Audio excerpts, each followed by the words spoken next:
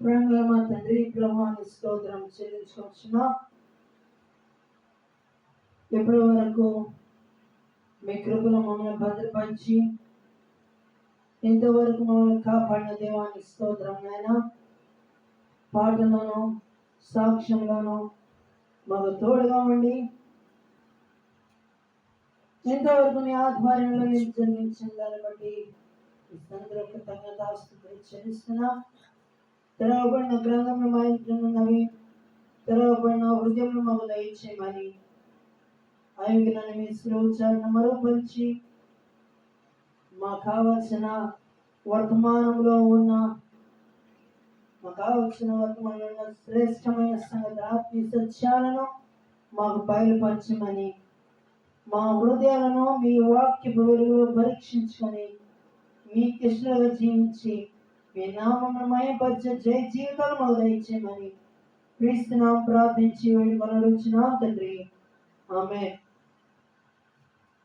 మన ప్రభువును ప్రియరక్షకుడైన యేసుక్రీస్తు వారి మహాపరిశుద్ధకరమైన నామంలో మీకందరికీ నా హృదయపూర్వకమైన వందనాలు తెలియజేసిన మన పరిశుద్ధ గ్రంథం నుండి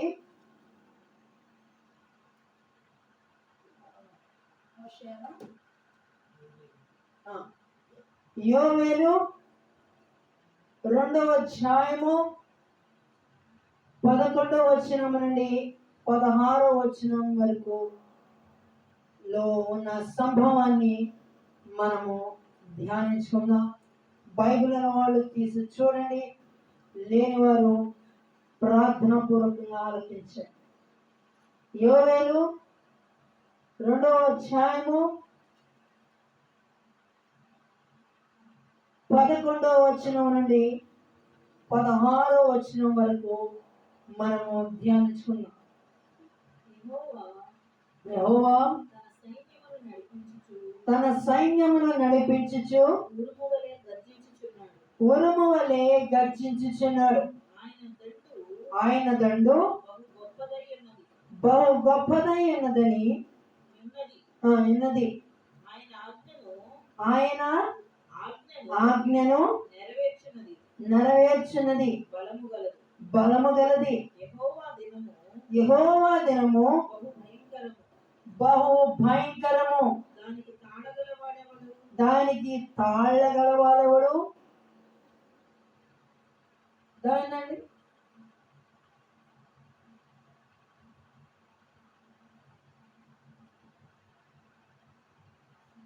యెహోవా దినము భయంకరమైనది, దాన్ని తాళగలవాడెవడు? ఆయనను ఎదుర్కొనగలవాడెవడు?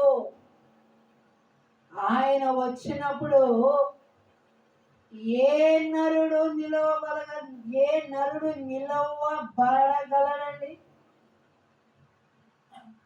Who can stand in front of him when he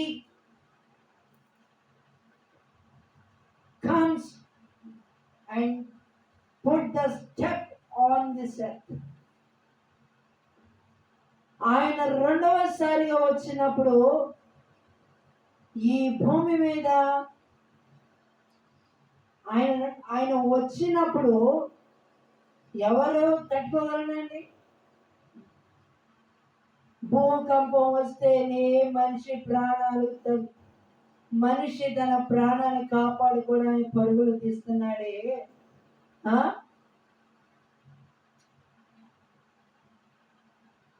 ఒక దేశంలో వచ్చింది, చైనాలోను జపాన్లో అనుకుంటారు, భూకంపం వచ్చింది. ఏమైంది? ఆయన ఉగ్రత నుండి ఎవరు తప్పించుకొనజాలడు.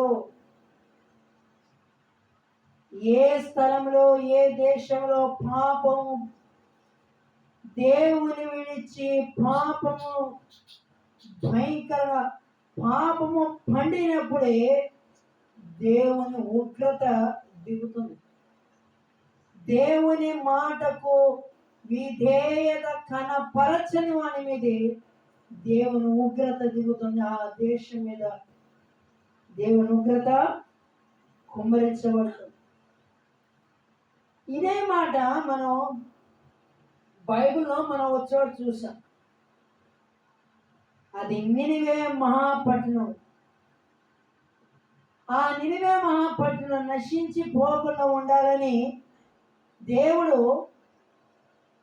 యోనాను పంపిస్తే, అయ్యా అక్కడ ఉన్నవాళ్ళు మామూలు కాదు, మహా దుర్మార్గులు. అక్కడ కనుక వెళ్ళి కనుక నేను చెప్పానంటే నన్ను ప్రాణంతో నన్ను బ్రతకనివ్వరు, నన్ను చంపేస్తారు అని చెప్పి ఏం చేశాడండి? నినివేకు వెళ్ళవలసిన యోనా ఎక్కడికి వెళ్ళాడు? ఎక్కడ వెళ్ళాడండి?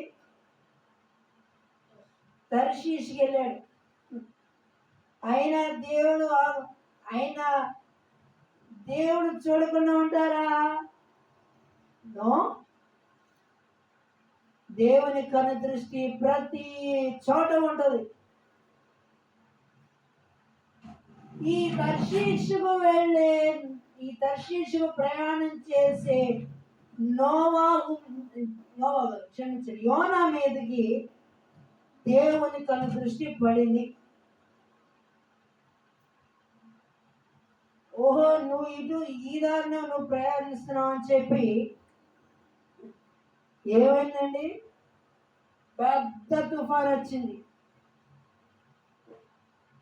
వాస్తవంగా తుఫాన్ వచ్చిందంటే ఆ ఓడను కానీ అసలు పడవే ఉండదు.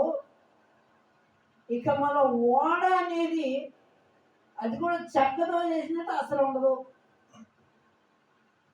అవునండి కదా? చెక్కతో చేసిన ఓడ ఉంటుందా?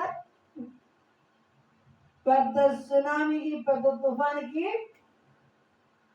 మొత్తం తునాతునకలైపోద్ది. కానీ అక్కడ ఉన్న వాళ్ళు పాపం ఆ ఓడలో ఉన్న సరుకులు సామాను మొత్తం తీసి సముద్రంలో వేసిన ఆ పటికి ఆగల. ఇంతలో వీళ్ళందరూ ఎందుకు అంటానంటే దేవుని మాటకు విధేయత కనపరచకపోతే దాని వలన వచ్చే రిజల్ట్ ఎట్లా ఉంటుంది అనేది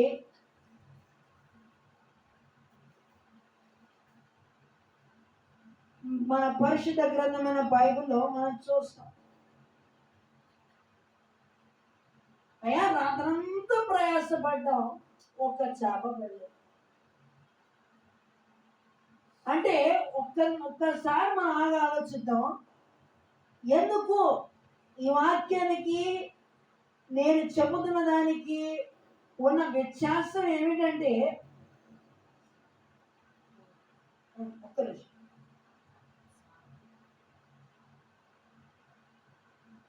దేవుడు దేవుడు మాటకు విధేయతను కనపరిస్తే దానివల్ల వచ్చే రిజల్ట్ పాజిటివ్ రిజల్ట్. దేవుని మాటకు విధేయతను కనపరచకపోతే దానివల్ల వచ్చే నెగిటివ్ రిజల్ట్ ఎట్లా ఉంటుంది అనేది ఈ మాటలో ఉన్న చాలా ప్రాముఖ్యమైన మెయిన్ కాన్సెప్ట్. తర్వాత వచ్చి ఇప్పుడైనను మీరు ఉపవాసం ఉండి కన్నీరు విడుచుచు దుఃఖించుచు మనఃపూర్వకముగా తిరిగి నా యుద్ధకు రండి. ఇదే యెహోవా వాక్కు. ఈ మాట మీ బైబిల్ అండర్లైన్ చేసుకో. చాలా ప్రాముఖ్యమైన మాట. ఇన్నాళ్ళ వరకు మీ జీవితాలలో ఏమేమో చూసుకొని మీరు అతిశయించారు, గర్వించారు, మనుషుల చేత పొగిడింపబడ్డారు, ప్రశంసించబడ్డారు. దాన్ని చూచి ఎప్పటికైనా దేవుడు చూడండి ఎంత ప్రేమగల దేవుడు. ఆయన ఎంత ప్రేమగల దేవుడైతే ఎప్పటికైనా సరే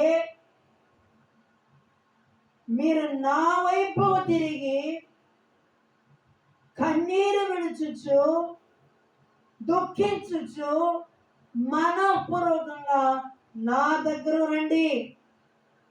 అంటే ఇన్నాళ్ళ వరకు తమకిష్టమైన దారిలో తొలగిపోయారు. ప్రభువారు తొలగిపోయి చెదరిపోయిన వారిని మరలా ఆయన పిలుపుతో అందరినీ సమకూరుస్తున్నారు. ఆయన సమకూర్చే దేవుడే కానీ చెదరగొట్టే దేవుడు ఆయన చెదరగొట్టే దేవుడు అండి. ఆయన సమకూర్చే దేవుడు, చెదరిన వారిని సమకూర్చే దేవుడు. ఆమేన్. నా ప్రియమైన సహోదరులారా గమనించండి, ఈ రోజున ఎవరెవరు ఎక్కడెక్కడ తమ మనసుకు నచ్చినట్లుగా చేసి దేవుని పిలుపును కాదనుకొని తమకిష్టమైన దారిలో తొలగిపోయి కన్నీటి పర్యంతములో ఉన్నారు, వారిని ప్రభువారి రాత్రి పిలుస్తున్నారు. ఇప్పటికైనా ఉపవాసముతో కన్నీరు విడిచొచ్చు, దుఃఖించొచ్చు, హృదయమంతటితో నా దగ్గరకు రండి, మీ కన్నీటిని ఆనందనాట్యంగా మారుస్తాను. ఆమేన్. మీ కన్నీటిని ఆనందనాట్యంగా మారుస్తాను. మీ కంటిలో నుండి వచ్చే ప్రతి బాష్పము బిందువును నేను తుడిచివేస్తాను. నా దగ్గర రండి, ఇంక వచ్చేయండి. ఇన్నాళ్ళ వరకు మీ మనసుకు నచ్చినట్లుగా మీరు తిరిగారు, మీ మనసుకు నచ్చినట్లుగా చేశారు, మీ మనసుకు నచ్చినట్లుగా మీరు జీవించారు. అదంతా వరకు అది గతం అయిపోయినది. రండి, ప్రయాసపడి భారం మోయించిన సమస్త జనులారా నా యొద్దకు రండి, నేను మీకు విశ్రాంతినిస్తాను, మీ ప్రాణములకు నేను సేద తీరుస్తాను. కన్నీటితో నింపబడిన నీ హృదయాన్ని సంతోషముతో నేను నింపుతాను. ఆమేన్. గుండె చెదిరిన వారిని ఆయన బాగు చేసే దేవుడు. కన్నీటి పర్యముతో నింపబడిన వారికి ఆదరణనిచ్చి ధైర్యపరచి భుజము తట్టి నేను నీకు ఉన్నాను అని ధైర్యము చెప్పి మన ప్రాణ స్నేహితుడు మన ప్రభువు. దేవుని స్తోత్రం. హల్లెలూయా. గుండె చెదరిన వారిని బాగు చేయువాడని, గుండె చెదరిన వారిని బాగు చేయువాడని, వారి గాయములనియు కట్టుచున్న వాడని, వారి గాయములనియు కట్టుచున్న వాడని. దేవునికి స్తోత్రము గానము చేయుటయే మంచిది, మనమందరము స్తుతి గానము చేయుటయే మంచిది అని. ఏంటండి? గుండె చెదిరిన వారిని బాగు చేసే దేవుడు, వారి గాయములను ఆయన కట్టి బాగు చేసే దేవుడు. నా ప్రియమైన సహోదరులారా, ఇక ఎన్నాళ్ళు ఈ పాపము బంధకాలలో ఉండి అనుభవిస్తూ ఉంటారు. దేవుని వైపు చూడండి. మీ చుట్టుప్రక్కల అన్ని విధాలుగా మీరు బంధకాల్లో ఉండొచ్చేమో, కానీ ఈ రాత్రి దేవుని పిలుపునకు లోబడి దేవుని మాట వైపు మీ హృదయాలు తిప్పుకొని మీరు దేవుని వైపు తిరిగితే మీ కన్నీటిని ఆయన తుడిచి మీ పరిస్థితులను ఆయన చక్కబరిచే దేవుడు. ఆమేన్. నా ప్రేమైన సహోదరులారా గమనించండి, ఆయన మన పరిస్థితిని బాగు చేసే దేవుడు. దేవుని ఎద్దుకు రండి, అప్పుడు ఆయన మీ ఎద్దుకు వచ్చును. ఎందుకు రాయబడిందండి?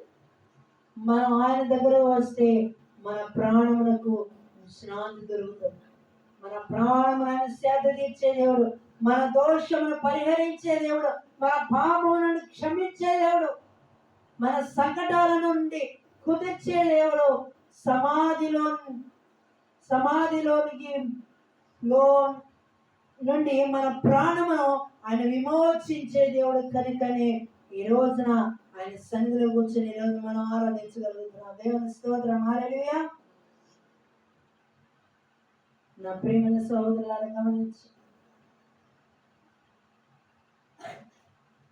ఈ రాత్రి ఎవరెవరు ఎటువంటి పరిస్థితిలో ఉన్నారో తెలియదు, కానీ ఇప్పటికైనా కన్నీరు విడుచుచు దుఃఖించుచు మనపూర్వకంగా ఆయన దగ్గర వస్తే మీ ప్రాణమునకు విశ్రాంతి దొరుకుతుంది.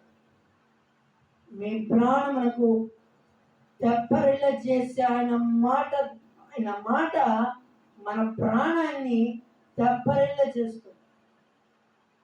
ఎప్పటివరకు నీ జీవితం ఒక ఎండిపోయిన ఎడారిలాగా ఉన్నామో, దేవుని ఎదుగు వస్తే ఎండిన ఎడారులను ఆయన పచ్చిక బయలు వలె చేయగల సమర్థుడు.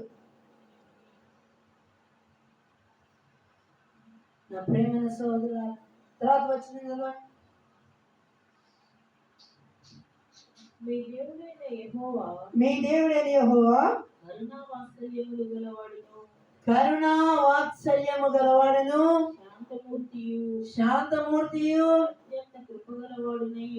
అత్యంత కృపగలవాడునయ్యుండి తాను చేయనుద్దేశించిన కీడును చేయక పశ్చాత్తాపపడును గనుక మీ వస్త్రములను కాక మీ హృదయములను చింపుకొని ఆయన తట్టు తిరుగుడి. ఈ మాట మీలో ఎంతమందికి గుర్తొచ్చి ఉంటుందండి? తాను చేయనుద్దేశించిన కీడు చేయక మానెను అని జ్ఞాపకం వచ్చిందండి. ఈ సందర్భం ఎక్కడ రాయబడింది? యోనా నినివే పట్టణం గురించి. ఈ యోనా తర్షీషు వెళ్ళే ఓడ నుంచి ఆ ఓడలో ఉన్న ప్రజలు యోనాకి కాళ్ళు చేతులు కట్టి ఇస్సరి సముద్రంలో పడేస్తే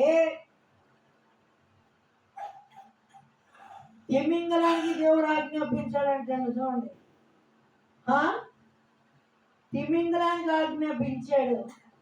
తిమింగలం కడుపులో 3 రాత్రులు ఉపవాస ప్రార్థన చేసి, బుద్ధి తక్కువయ్యి బుద్ధిహీనుడనై నీ మాటను కాదనుకొని వేరే చోటుకి వెళ్తున్నానయ్యా, బుద్ధి తక్కువని నన్ను క్షమించినాయనా అని పాపం ఈ 3 రోజులు పశ్చాత్తాపడి ఉంటాడు.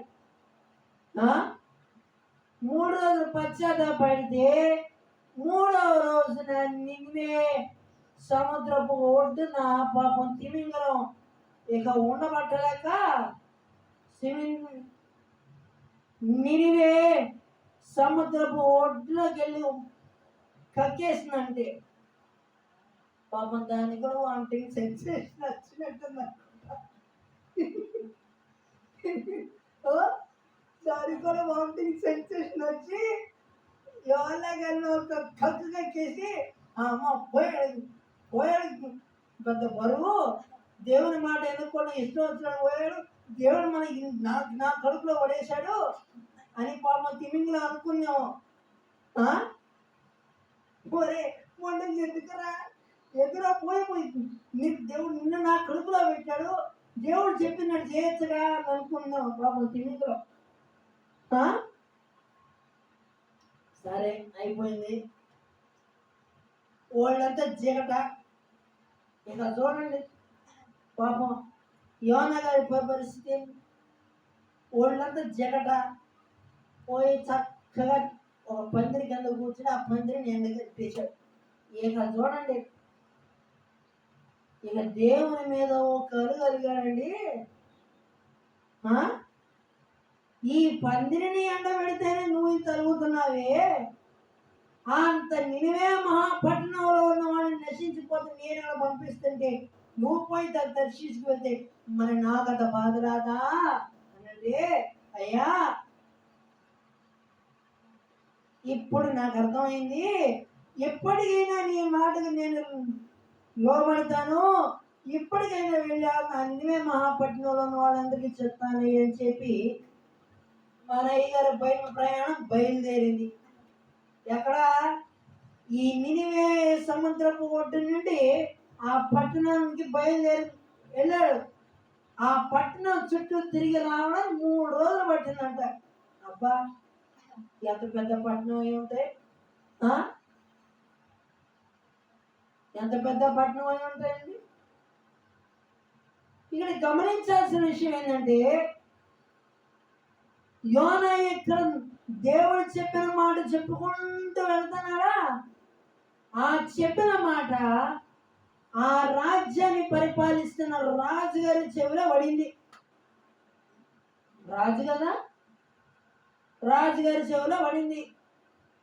ఇక సింహాసనం మీద ఎంతసేపు కూర్చుంటాడు, ఇక సింహాసనం దిగి వస్త్రాన్ని సింహాసనం దిగాడు. వెంటనే ఆ రాజ్యంలో ఉన్న వాళ్ళందరికీ వార్త వెళ్ళిపోయింది వార్త.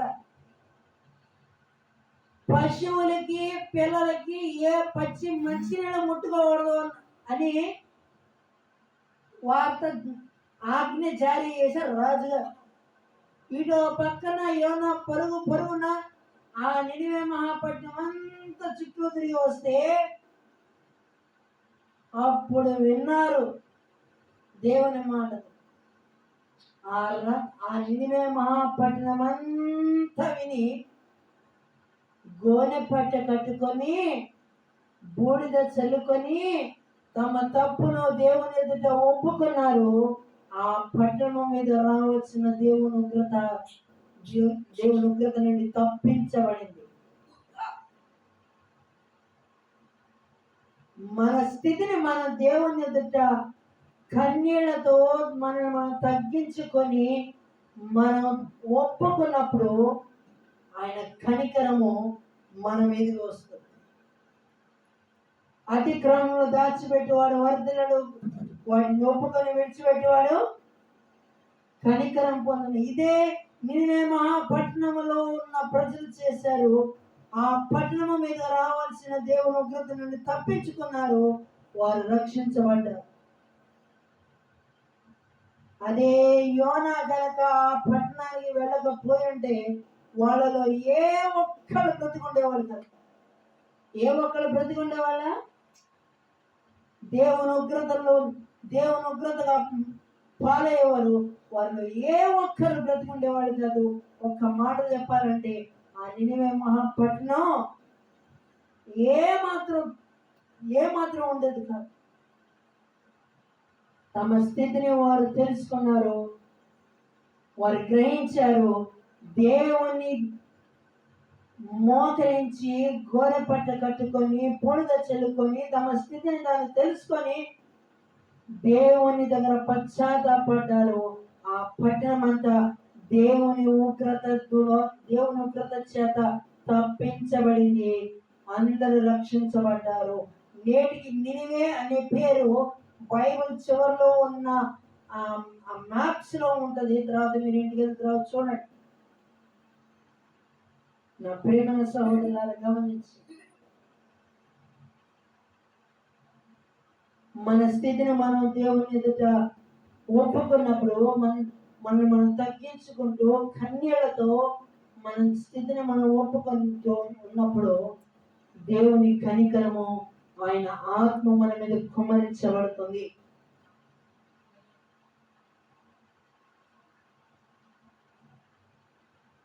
ఈ రాత్రి ఈ వర్తమానం వింటున్న ప్రతి ఒక్కరూ మన భారతదేశం మీద దేవుని ఉగ్రత దేవుని ఉగ్రత నుండి తప్పించబడాలి అని అంటే సామాన్యుల నుండి అధికారుల వరకు తమ స్థితిని వారు దేవుని ఎదుట ఒప్పుకొని పశ్చాత్తాపడి కన్నీరు కార్చి వారి హృదయాన్ని దేవునికి అప్పగించిన రోజున మన భారతదేశము దేవుని ఉగ్రత నుండి తప్పించబడుతుంది. దేవుని స్తోత్రం. హల్లెలూయా. అతి ఉగ్రత మన దేశం ఇది రాకూడదు గాక.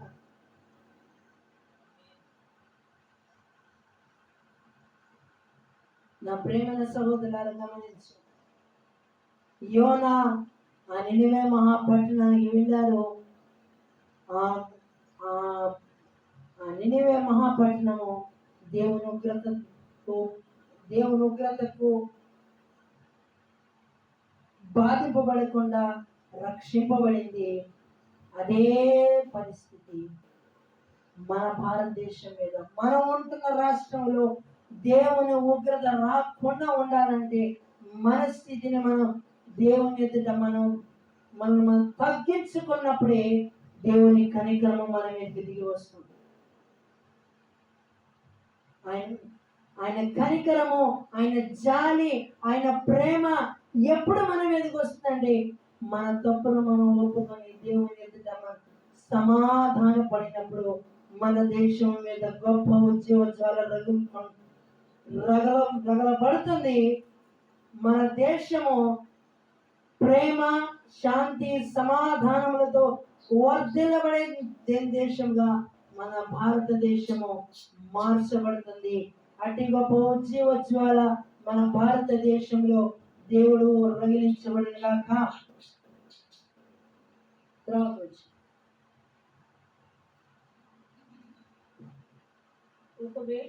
ఒకవేళ ఆయన మనస్సు త్రిప్పుకొని పశ్చాత్తాపడి మీ దేవుడైన యెహోవాకు తగిన నైవేద్యమును పానార్పణము మీకు దీవెనగా అనుగ్రహించును. అనుగ్రహింపబడని ఎవడు చెప్పగలడు? అదేంటండి నైవేద్యం అంటే? ఏంటండి నైవేద్యం అంటే? ఏంటి? ప్రార్థనే. ఒక విశ్వాసికైనా ఒక సేవకునికైనా ఒకే ఒక ఆయుధం ప్రార్థన. ప్రార్థన అనే ఆయుధాన్ని, దేవుని వాక్యం అనే ఆయుధాన్ని చేతబట్టుకొని విశ్వాసముతో ధైర్యంతో మనం ముందుకు కొనసాగితే అపవాది వారి అనుచరులు మనకి ఎదురు పడతాయండి? మనకి ఎదురు పడతాయా? నోవే. మోకాళ్ళ మీద ఉంటేనే అవి గడగడ వణుకుతాయి. క్రీస్తు సైనికుడుగా మనం విశ్వాసముతో మనం ఆయన నామమును బట్టి మనం పొందిన అధికారమును బట్టి ధైర్యముతో మనం ముందుకు కొనసాగుతూ అపవాది సైన్యముతో మనం పోరాడినప్పుడు యుద్ధము ఆయనది, విజయము మనది. ఆమేన్. యుద్ధం చేసేది ఆయన, మనం కాదు. మనం చేస్తే మనం ఓడిపోతాం. మన దేవుని పక్షంలో ఉన్నప్పుడు ఆయన మన పక్షాన యుద్ధం చేసి విజయాన్ని మనకు అనుగ్రహించదు.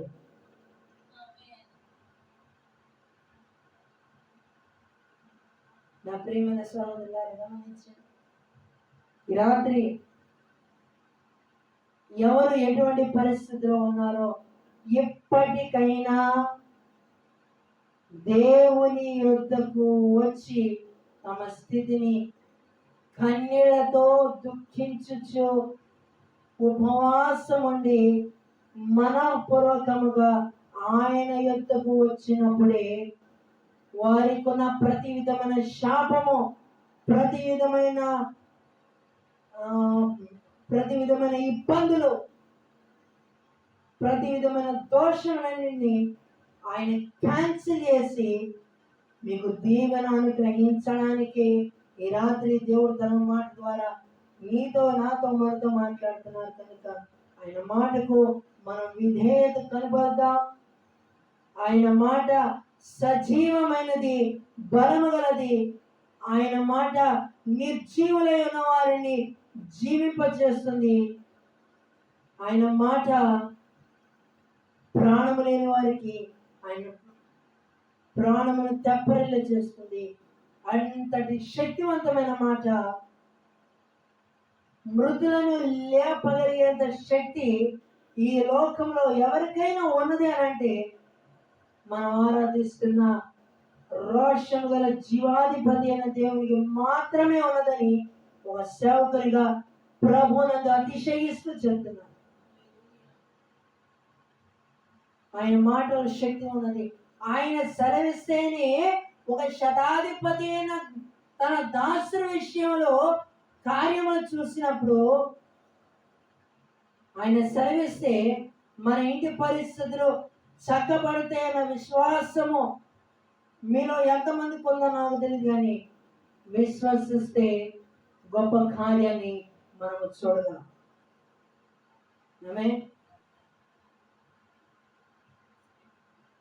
కనుక మనం విశ్వసిద్దాం, ఆయన కార్యము కొరకు మనం ఎదురు చూద్దాం. ఆయన మన పక్షమునండగా మనకు విరోధి ఎవడని మనం ధైర్యంగా మనం చెప్పగలిగేంత స్థితిలోకి మనం ఎప్పుడు వస్తామంటే